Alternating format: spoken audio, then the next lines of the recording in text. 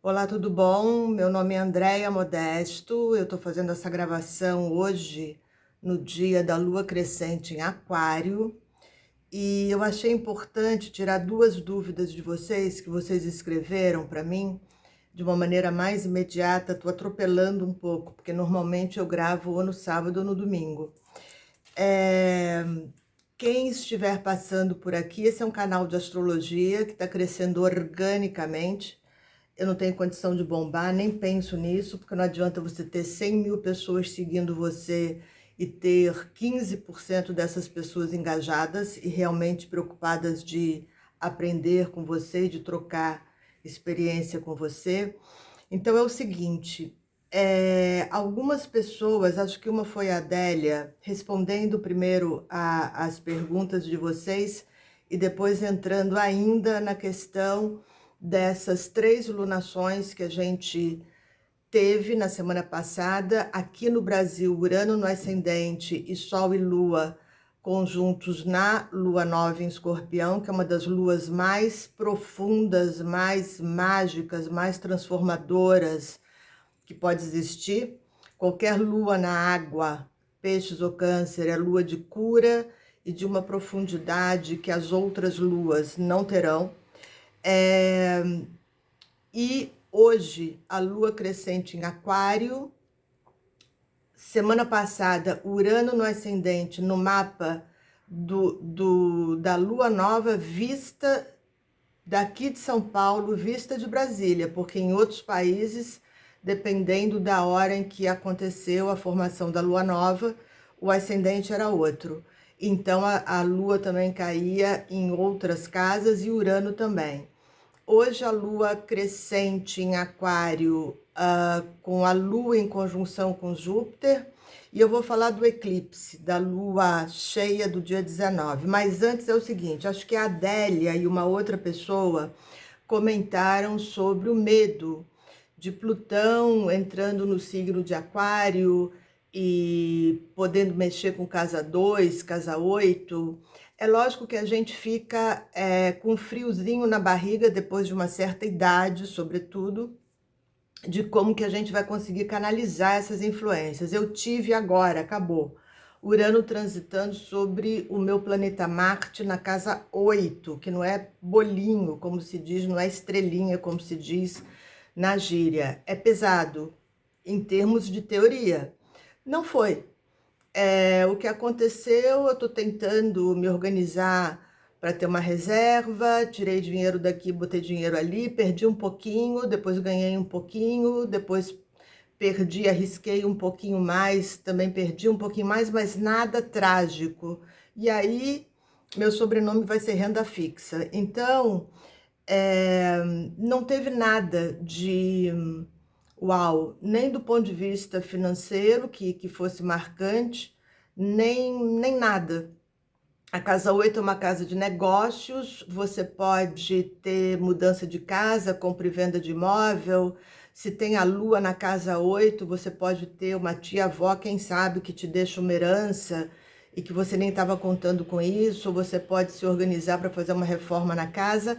É lógico que dá um frio na barriga. Uma das primeiras pessoas que eu atendi profissionalmente na minha vida, quando eu tirei o mapa dela, era uma moça, uma mulher. Eu levei um susto, eu não me lembro hoje quais eram as configurações, era uma pessoa do Rio de Janeiro, eu perdi contato com ela. E eu estava assim bastante preocupada porque tinha muito trânsito de Plutão, muito trânsito de Marte. E ela me ligou na hora da consulta, ela sabia que ela morava perto de mim, eu já atendi em casa nesse período. E ela perguntou se eu não poderia ir até a casa dela, porque ela não podia sair. Eu falei, bom, deve ser alguém que fez uma cirurgia, que está com problema de saúde, que não pode sair. E na verdade não era nada disso. Essa moça, que eu não me lembro nem o nome, eu acho que era Lúcia, porque depois ela veio mais umas 2 vezes, mas eu estou falando do início da década de 80, porque foi antes de eu começar a efetivamente me intitular astróloga. Ainda era um período que eu fazia um valor mais ou menos. Ela, o que tinha acontecido era o seguinte, com 40 e poucos anos, ela tinha se separado, Os filhos tinham ficado com o marido, filhos adolescentes. O pai, que era vivo, deu para ela um dos apartamentos que ele tinha da aposentadoria dele, do patrimônio dele. Ela tinha reformado esse apartamento inteiro. Ela jamais tinha trabalhado na vida, estava começando a pensar em ter uma carreira, mas o pai estava ajudando muito e ela estava sem os meninos. Então, ela não tinha negociado nenhum tipo de pensão com o marido. O pai dela estava ajudando bastante. Na verdade, tinha sido uma separação amigável. E ela estava indo para a Índia pensando em talvez se tornar professora de yoga, mas era uma coisa que ela ainda não tinha muito claro, assim, não tinha uma clareza. E ela não pôde ir lá aonde eu estava começando a dar os primeiros passos, porque um pedreiro, né, a questão das obras, tinha saído e ela precisava que ele voltasse, porque ela tinha que acertar o valor com ele, tinha que pagá-lo e ver o que ele ia fazer, sei lá Deus, não me lembro mais, se era no banheiro, na cozinha, porque era um apartamento muito antigo, térreo, bastante grande, que ela estava transformando para ela, até para receber os meninos, os dois filhos adolescentes, no final de semana. E ela ia para a Índia num grupo espiritual, e ela estava mudando de nome, ela estava ganhando um nome espiritual. Então você tem uma pessoa que vive uma ruptura de casamento com mais de 40 anos, isso lá no 1980, ela vai bolinha. Já era comum as pessoas se separarem, hoje muito mais. Os psicólogos sociais dizem que a tendência é você casar 3, 4, 5 vezes. Eu tenho rapazes de 36 anos que estão no terceiro casamento, indo para o terceiro casamento. Essa é a nossa realidade. Esse é o homem do século XXI que casa porque quer, que casa por amor e não porque todo mundo está casando, ele tem que fazer igual, ainda que a opção sexual dele seja outra, mas ele tem que casar porque era assim na década de 30, 40, 50. Então ela está se divorciando de um parceiro afetivo que tinha daqueles casamentos, né? Você tem 44 anos e a 22 você está com o seu marido, então é metade da sua vida. Perdendo contato diário com os filhos adolescentes, se iniciando num grupo espiritualista, trocando de nome, trocando de casa, reformando uma casa inteira, e graças a Deus, pai e mãe vivos e o pai ajudando. Então a gente pode tentar dar algum, e viajando para a Índia, para o outro lado do mundo, no início da década de 80, isso não era tão comum assim, viajando com esse grupo espiritual dela e tentando, pela primeira vez na vida, ter uma função profissional. Lógico que dá um frio na barriga. Em 2024, eu vou ter Saturno fazendo oposição ao meu Sol, que é um planeta de limite, é um planeta pesado, e Plutão transitando sobre esse planeta Marte, Plutão transitando sobre o meu planeta Vênus, sobre o meu Quirón, dá um frio na barriga. Eu não vou conseguir trabalhar em 2024 como eu trabalho hoje. Com certeza não, porque Saturno vai entrar e ou me traz uma crise de nervo ciático daquelas que você para, ou me traz algum problema maior de coluna.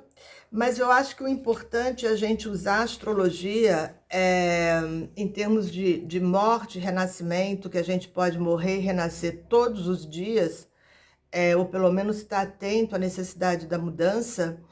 Nosso universo é um universo jovem, ele é rápido, ele é ágil, então a gente tem que estar em sintonia com esse universo e tentar vibrar essas energias de uma outra maneira. Eu já vi muito médium de incorporação amarelar quando tem um diagnóstico de doença, ou entrar numa depressão profunda quando a mãe vem a falecer, ainda que morte anunciada, porque durante anos estava com Alzheimer dentro de casa.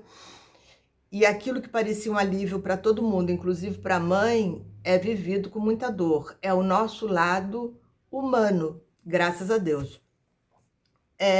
Então, assim, é se preparar e tentar fazer o melhor para viver simbolicamente o que esses planetas podem querer de nós e, se for o caso de desencarnar, tudo bem. Tomara que a gente ainda tenha mais tempo aqui nesse planeta que pode ficar mais verde, né? É azul e precisa ficar mais verde. Uma outra pergunta que fizeram é se existe alguma missão especial para quem tem o nódulo lunar sul em Aquário. Eu adoraria que tivesse, porque, na verdade, o nódulo lunar sul em Aquário dessa garotada aí de 1981 faz com que eles sejam ainda, 1981, bastante adolescentes e bastante dispersos, não todos. É um nó sul que você tem 880. Quando são maduros, são inteligentíssimos e conseguem vibrar o nó do norte em Leão, que é o desafio deles, se doando às pessoas próximas e tendo uma trajetória consistente e de brilho pessoal e podendo inspirar outras pessoas. Não existe nada de especial nessa geração, pelo menos pelo contrário. Eu vejo muito desperdício de tempo, né? Com o nó do sul em Aquário, a grande maioria eu vejo muito desperdício de tempo e aquela coisa mesmo do rebelde, que eu não sei se é rebelde sem calça, rebelde sem causa, muito discurso para quem ainda está sendo bancado pelo pai ou pela mãe ou pelo avô, quem sabe, né? Potência tem inteligência. Agora, o que você vai fazer com isso depende da maturidade do teu espírito. O que eu queria chamar a atenção para vocês, a atenção de vocês, é o seguinte. A gente teve a lua nova com Urano no ascendente aqui pelo céu de São Paulo, céu de Brasília, fuso 3, Urano no ascendente. A gente tem hoje a lua crescente em Aquário com Júpiter em conjunção com a lua em Aquário. No dia 19 de novembro, eu ainda não sei gravar no computador de modo que eu mostre para vocês o desenho do mapa. Mas eu fiz aqui, não tá feio, os aspectos que eu vou ditar para vocês. Isso aqui tá muito feio, mas aqui tá bonitinho. Porque Júpiter está enquadrando Sol e Lua na cúspide. Isso aqui também é São Paulo é capital. Fuso 3, Brasília deve dar mais ou menos parecido com isso. E aí eu acho importantíssimo a gente entender o seguinte: o nó do sul está a 1 grau de Sagitário fazendo conjunção com o Sol. Isso aqui é a passagem do nó do sul em Sagitário para o nó do sul em Escorpião, tá? Nó do sul em Sagitário em conjunção com o Sol, Sol em oposição à Lua, é uma lua cheia. Júpiter a 24 graus de Aquário na cúspide, no pilar do mapa, enviando uma quadratura para Sol e Lua. E eu vou ditar todos os aspectos. Júpiter em quadratura com Sol, Lua e Mercúrio. Plutão em trígono com a Lua, sextil com Sol e com Mercúrio. Os nodos também em quadratura com Júpiter em Aquário no pilar do mapa. Saturno quadratura Marte. Urano quadratura Saturno, que vai ficar durante 2022. 2022 vai manter muitos aspectos de 2021, é por isso que dá para ler junto. Quando eu consigo, eu estou indo até 2024. com os meus clientes. Não é todo mapa que permite, vai depender da estrutura do mapa, vai depender se existe algum outro planeta que interrompa o fluxo de Júpiter ou que peça um alôzinho de Júpiter no meio do caminho, aí a gente tem que parar para ver o que pode acontecer. No mínimo, até março de 2023 dá para ler direto, porque aí sim, Saturno entra em peixes e Plutão encosta em Aquário e volta. Essa lua, todos os planetas se combinam. Plutão em Capricórnio faz trígono com Lua e manda um sextil para o Sol e para Mercúrio. Urano faz oposição a Mercúrio, trígono com Vênus, oposição a Marte e a quadratura de Saturno. Todos os planetas se conversam. Então, acho que mais do que nunca, Netuno, que eu não citei aqui, faz trígono com Mercúrio. É importante a gente entender que nesse eclipse, nessa lua cheia, a gente tem o bastão do nódo lunar norte em Gêmeos para o nódo lunar norte em Touro. Então, a gente veio trabalhando a comunicação, a possibilidade da empatia, do interesse, da troca, do dar as mãos, e isso continua, porque Mercúrio rege o nosso tempo e Aquário, a era de Aquário, Aquário-Urano é a oitava superior de Mercúrio. Então, essa questão não termina.